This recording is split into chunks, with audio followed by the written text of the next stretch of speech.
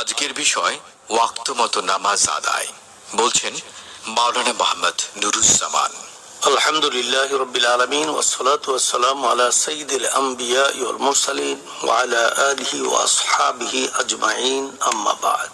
ঈমানের পর ফরজ নামাজই সবচেয়ে গুরুত্বপূর্ণ আমল।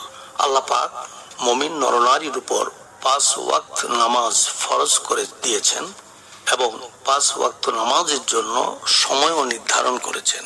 মুমিনের দায়িত্ব হলো যথাসময়ে নামাজ আদায় করা।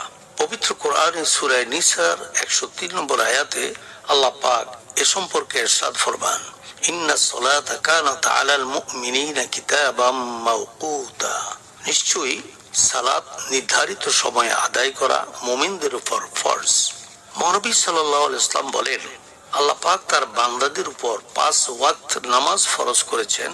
যে ব্যক্তি নির্ধারিত সময়ে পরিপূর্ণ মনোযোগ সহকারে নামাজ আদায় করবে তাকে ক্ষমা করার জন্য আল্লাহ পাক প্রতিশ্রুতিবদ্ধ।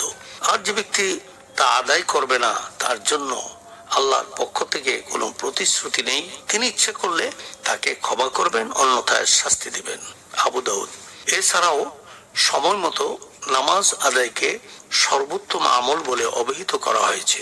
রাসূল আরবি সাল্লাল্লাহু আলাইহি ওয়াসাল্লামকে সর্বোত্তম আমল সম্পর্কে জিজ্ঞেস করা হলে তিনি বলেন, ওয়াক্ত হওয়ার সঙ্গে সঙ্গে নামাজ আদায় করা।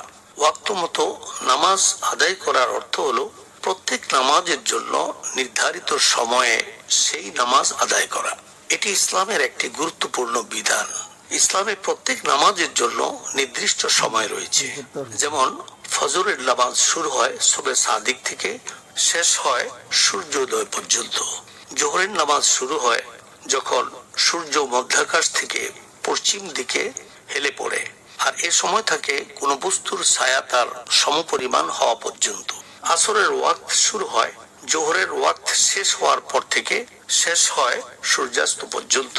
মাগরিবের নামাজ শুরু হয় সূর্যাস্তের পর থেকে, শেষ হয় পশ্চিম দিগন্তের লালিমা বিলীন হয়ে যাওয়ার পূর্ব পর্যন্ত। ঈশার নামাজ শুরু হয় মাগরিবের ওয়াক্ত শেষ হওয়ার পর থেকে, শেষ হয় মধ্যরাত পর্যন্ত। এই নির্ধারিত সময়ের মধ্যে নামাজ আদায় করাকে ওয়াক্ত মতো নামাজ আদায় করা বলা হয়। সঠিক সময়ে নামাজ আদায় করা মুমিন ব্যক্তির জন্য অপরিহার্য কর্তব্য।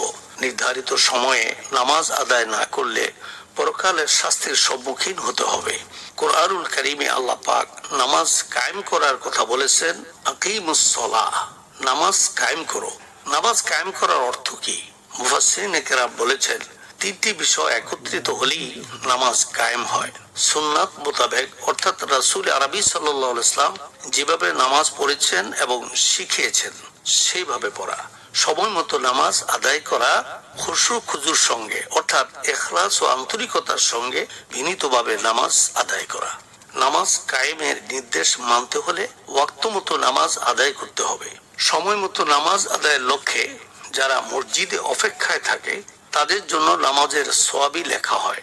মুসলিম শরীফের হাদিসে এসেছে, হযরত আবু হুরায়রা রাদিয়াল্লাহু তাআলা আনহু থেকে বর্ণিত, রাসূল আরবি সাল্লাল্লাহু আলাইহি ওয়াসাল্লাম বলেছেন, বান্দা যতক্ষণ পর্যন্ত নামাজের জন্য বসে অপেক্ষা করতে থাকে ততক্ষণ পর্যন্ত সে নামাজরত থাকে, আর ফেরেশতারাও ততক্ষণ পর্যন্ত তার জন্য এই বলে দোয়া করতে থাকে, হে আল্লাহ, তুমি তাকে ক্ষমা করে দাও, তুমি তাকে রহম করো।